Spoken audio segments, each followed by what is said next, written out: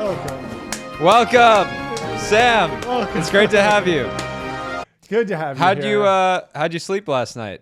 Better than you have for the last few weeks? Yeah, it was pretty good. I think I got the notification at like midnight on like, was it Sunday night or something like that? And I was like, oh, sweet. I didn't expect that, but I did. And that's why I didn't panic.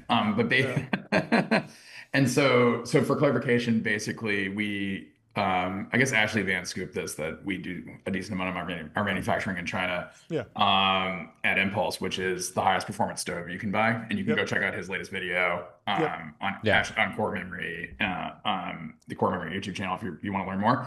But the fun part about that is we probably spent a couple weeks being like, hey, do we have to pay this 145% tariff on a bunch of the stuff we build?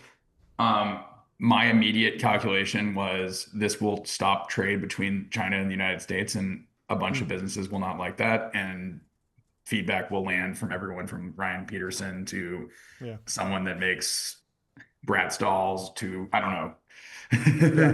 know. Everything. Yeah. I mean, it's only a 90-day pause. Are you trying to get as much stuff in the country right now? Are you scrambling to import a year's supply? Or are you thinking that this is the end of the trade war and we're going to be more or less smooth sailing from here on out? Yeah, I mean, as much as I would, so one big thing with hardware companies is like a year's supply is like $1 gazillion. So you got to be, you got to be a little strategic about what to grab when. We made sure that our suppliers are multinational and have manufacturing sites in Southeast Asia and other places, including places that are likely scoped to have deals of, coming together in terms of like favorable treatment on the tariff side, Vietnam, other places in Southeast Asia, Mexico, et cetera. And so basically the idea is just like, make sure that like all the customers that are already paid, we already told them, hey, we're going to cover this crazy 145% tariff back in the day.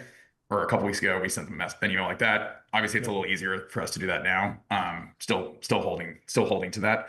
But yeah, I think the big thing is like now at least I've got some breathing room to think conscientiously about what the next steps are for manufacturing of not just our stuff, but technologies that we're going to be powering other devices with as well. I mean, I know you're a relatively new company, relatively small, but did you actually have to pay any tariffs, or were you able to kind of like do a little bit before and a little bit? You did. Okay, so break. I think we paid the 145% on a couple things actually. On a couple things. But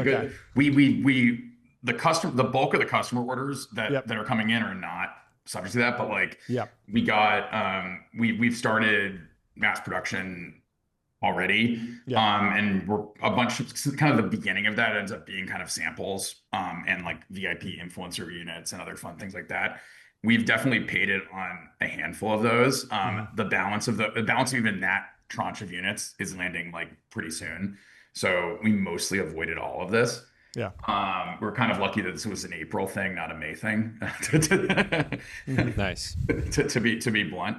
But yeah, there was a lot of fun on that side where I think if our battery pack build hadn't gotten delayed like 3 weeks, there was actually a small chance that we would have had to decide whether or not to pay a very large amount of money to get them out of the port. Well, it's better to be lucky than good, right? That's the nature. So the calculation. So I'll give you kind of like what I thought about and what was in my head as this was happening, because I don't think I actually panicked at all. I was like, this is actually an opportunity to talk frankly about what it's actually like running a hardware startup in 2025 with a large supply chain, with a pretty complicated product, with all these constraints, right?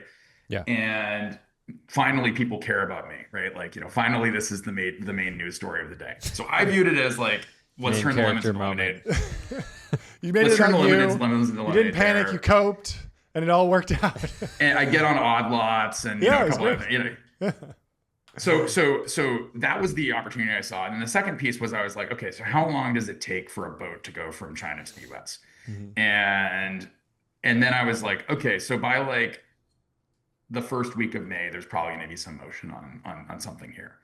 And so I kind of had that in my head of like, there is a shot clock going on before we're going to have to do some sort of relaxation of some sort of thing. Um, and looking at the shapes of the negotiations and kind of the various players that were, swarming around, and what I've heard privately from, I probably can't say who and what, but like just in a sense of like there are there are well-known folks that have complicated supply chains that were not going to want to pay 145% duties on their stuff. Yeah, I mean, we saw that pretty quickly felt with Apple, right? And Apple was kind of like the largest thing. They got the exemption pretty early, but then there was a lot of other discussion about other companies. And at a certain point, the noise gets so loud, it's deafening. the climb down from Amazon on the like we won't put the tariffs in the checkout was interesting because it's like I wonder if there was it kind of felt like maybe there could have been some negotiation behind the scenes on this where they're like, yeah, don't put it in there because we're gonna just come back in 2 weeks kind of thing. Well, I think they threatened to do it, right? They actually rolled out the UI and then they got slammed by the Trump administration for doing that and seeing it as like, hey, you're blaming us, but you shouldn't. Never has a Well, I think so the question I have is, does the debacle of the last month or so change your long-term planning in a meaningful way? Because we were talking on the show and off the show yesterday around this idea that, okay, what did we get out of this, right? Yeah. And it didn't feel like we got a lot out of the Geneva negotiations. If anything, we got rare earths back, which was a reaction to the initial tariffs. And de-escalation is just generally good. Market obviously likes it. But we just kind of like round trip back to where we were. And John made a point, which is that, okay, well, if a generation of CEOs like got it into their head, the reality of decoupling, maybe it's not happening right now, but it's it not could happening, happen. but it could. And you had need a to have board a plan meeting around during this chaotic period. And so I'm sure during that board meeting, you guys thought really seriously about, hey, if this actually sticks, what is our plan? Maybe that wasn't plan A, but at least it's a plan in the plan document now. And so decoupling. They had concepts of a plan.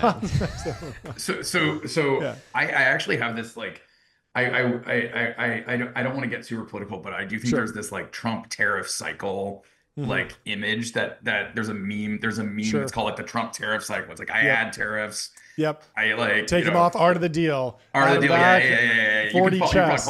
Take them away. Art of the deal. Right.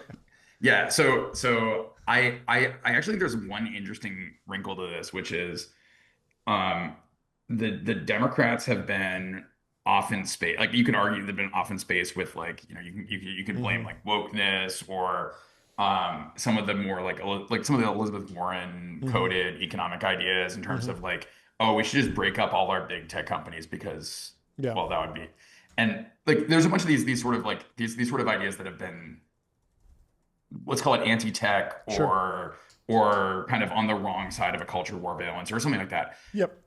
What's been very interesting is, or like, let's legalize homeless encampments in San Francisco or whatever. And what's been interesting is systematically, so like Grow SF has like really, and Daniel Lurie and all others have really reset San Francisco in a positive way, because like they had to get the egg in their face to learn the lesson. Yep. But I'm actually excited about the Democrats being negatively polarized into a free trade party. Oh, interesting. That's a funny take. Yeah.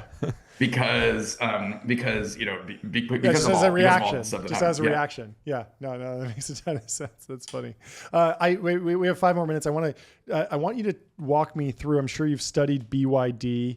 I'd love to know kind of the history of that company, what your takeaways are, and what it takes to build an American BYD in America, and what makes BYD, what does that even mean, an American BYD? Why is that different than an American DJI Tesla or something like that? Yeah, exactly. Yeah, so I spoke to an ex-Tesla person, and I was like, would Elon ever build stuff for other people? And it's like, and I've actually asked this question from a number of different folks, and I've actually gotten a variety of answers, and it's kind of like, he'll do it if it's on the main path of like getting to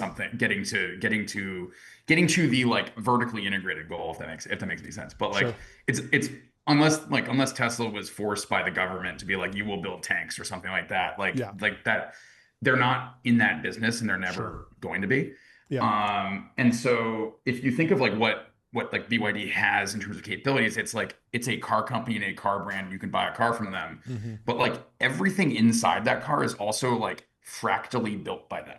Hmm. So like the infotainment system, they're the manufacturer of that, whereas like Quanta, whereas like Quanta or Pegatron or something like that may make that system In for America. Tesla. Yep.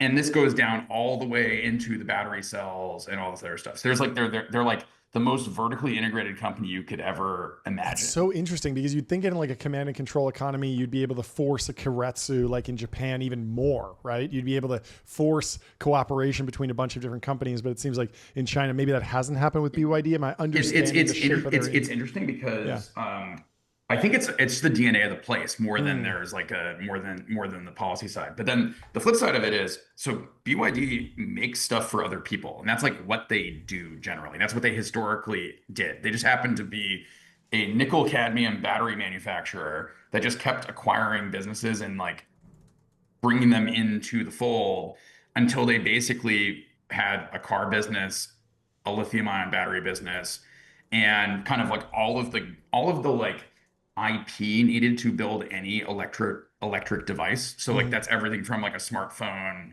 to a Yep. car to like Your dreams. They build batteries your for stoves or dreams. whatever.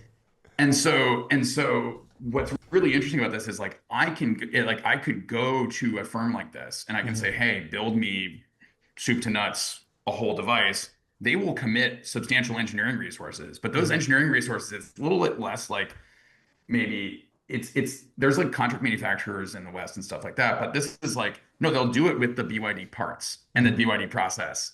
It's like they almost have like the best Lego set in the world, Interesting. and they're able to leverage all of that IP as just a really high starting point to be able to kind of develop all these devices.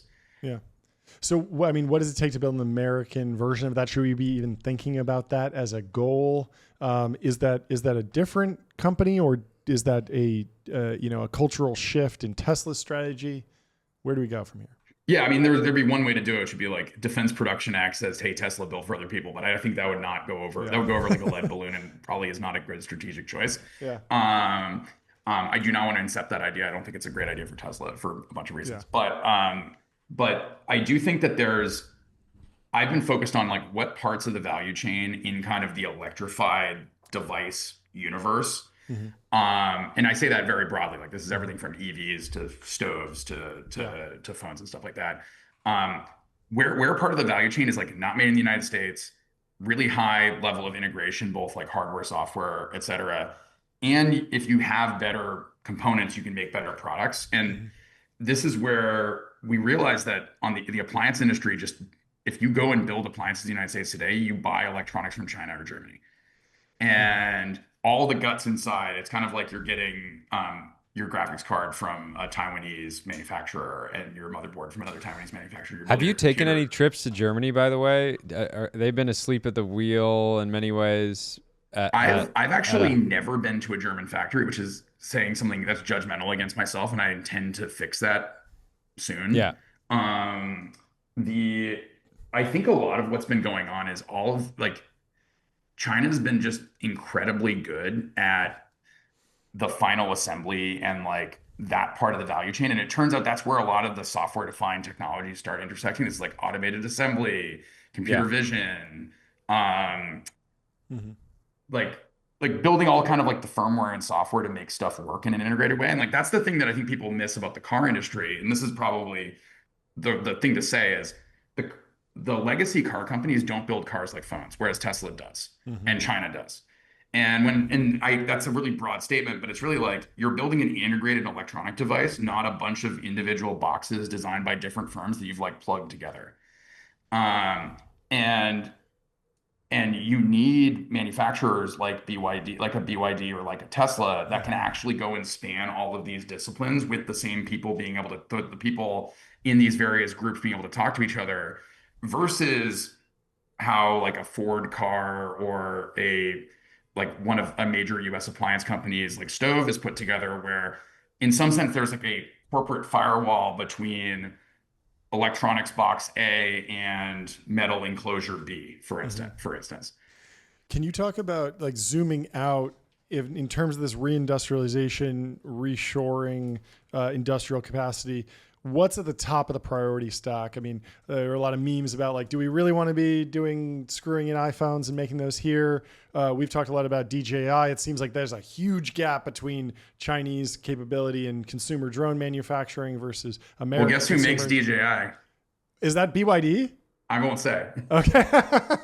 But then there's also like lower level, potentially like higher skilled activities like battery manufacturing, lithium, mineral extraction, all sorts of stuff. How should we be thinking about it? Not just from a consumer perspective, but from like a industrial capacity, governmental perspective. Yeah. So actually what's really interesting is if I go take an iPhone and I like part it all out on a table in front of you and I say, who's actually doing the core engineering and IP of everything in the iPhone? Yeah. It's actually like the US and our Asian allies, like and pretty Taiwan, much entirely. Right? Because Foxconn's a Taiwanese company. It's Taiwan, but no, but even all the parts like LG Innotek makes the camera. Yep. Samsung makes the right? display. A lot of Korean tech in there for sure. A lot of Korean and Japanese technology in there. So the point though is where is China really good? And it's the assembly, the integration, being able to kind of span all of these disciplines.